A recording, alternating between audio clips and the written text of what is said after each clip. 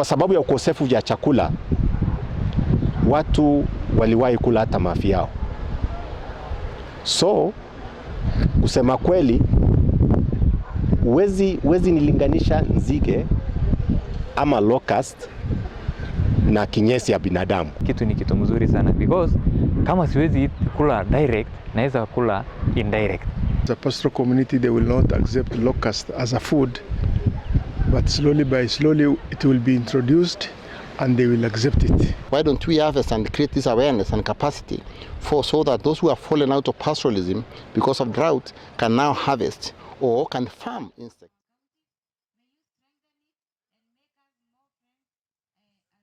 Wakati chakula inakuwa kidogo, lazima ufikirie vile utakuja kuishi.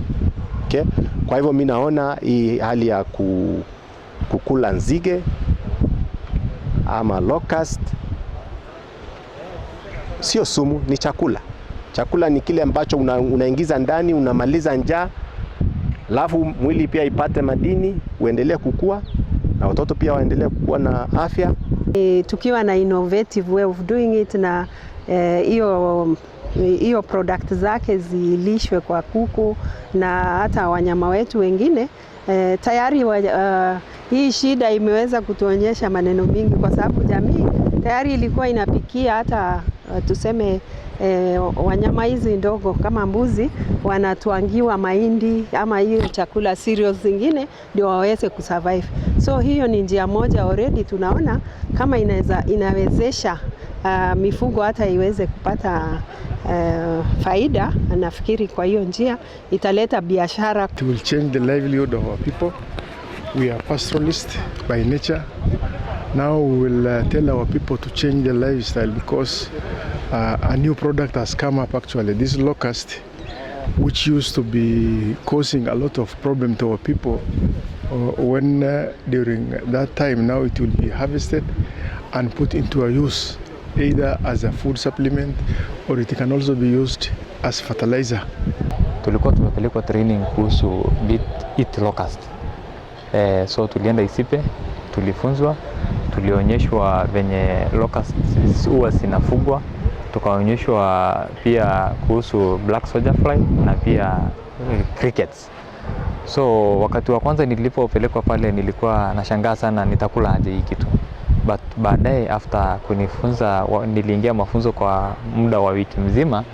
After that niliona hii kitu ni kitu mzuri sana because kama siwezi kula direct, naweza kula indirect. Ile kitu mzuri niliona apart from kukula hiyo insects, niliona biashara. Kwa sababu hii unafuga hii insects ndio inakuwa mingi, unaanza kutafuta farm badala ya kununua ile chakula ya kuku. Hii inakuwa an alternative kwa kuku, kwa sababu badala ya kununua ile chakula expensive unapatia hii insects wakule. Currently we don't have employment even in counties, both at the county and national level. But when such avenues come, such opportunities come, I know they will grab. Instead of actually using pesticides, they can be harvested and used for issues to feeding the chickens and all from that, also creating another food value chain. But this relates so well with the whole issue that the pastoral economy has been threatened, facing a lot of issues, including also climate change and also issues like continuous recurrent droughts. And the other thing also is there's also proof to show that recovering from drought is no longer easy. These locusts, instead of spraying them with chemicals, we are developing more advanced technologies that community members can use to massively harvest these insects. It's like a biological control, harvesting them as a protein source for animals, or they could use as human food. For example, one of the biggest constraints in animal production is protein. and the major protein that are being used is like soya beans and fish meal. These are all human food. So in communities like this where they don't have the culture of eating insects, they can mass produce or harvest the insect and then use them to replace the soya beans and fish that is being used in animal feed, or to overcome this constraint of expensive feed due to protein sources. And then the second alternative is, over time we can also convince a couple of people, because these things are being eatable globally. We can also explain to them that they can have direct benefits of consuming the insect as food, and that's why we had these two different type of insects, the locusts and the crickets. Icipe experts are telling us it's much more nutritious and much more than the meat we eat from the cows and the goats. So that is what he really informed.